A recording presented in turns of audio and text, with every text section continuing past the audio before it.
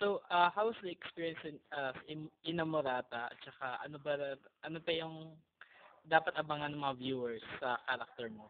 Ngayon, nagkwento ako. Ayun. Ano po, ang dapat abangan nila dito. Ngayon, Ah, dito, mm. ang naabangan dito ngayon po yung matatagpuan ba ni Delia? Ni Delia kung saan nakatira yun. Kung saan ang bagong tirahan ni Esperanza. Abangan nila kung paano. Kasi susundan ako eh. So, hindi ko. Kaya abangan nila, tsaka abangan nila yung paano ko po protektahan dito sa Oh. overprotective because yung parang magkamabata sila. Bata pa siya sila. Kung nasal pa kayo.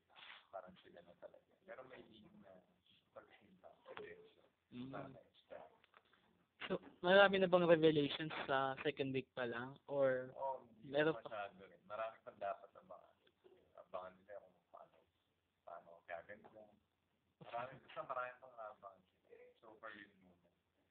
Abangan nila. Tapos, yun nga, how was the experience sa Inamorata compared sa mga dati mong teleserye before this? Dito medyo light.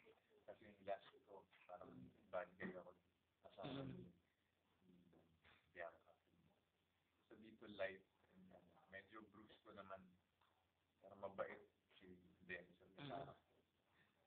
At mas more love yung mag-feel ng audience ngayon sa Inamorata. Kasi they love it.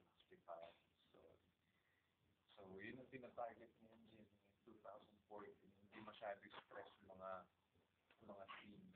Kasi yung nga naman, di ba, ang tao marami ng problema minsan. So manunod pa, tapos ang heavy pa yung mga eksena parang bigat sa kalooban nito. More and love. Mga scenes na mga papalit. Ay, Ilang roles?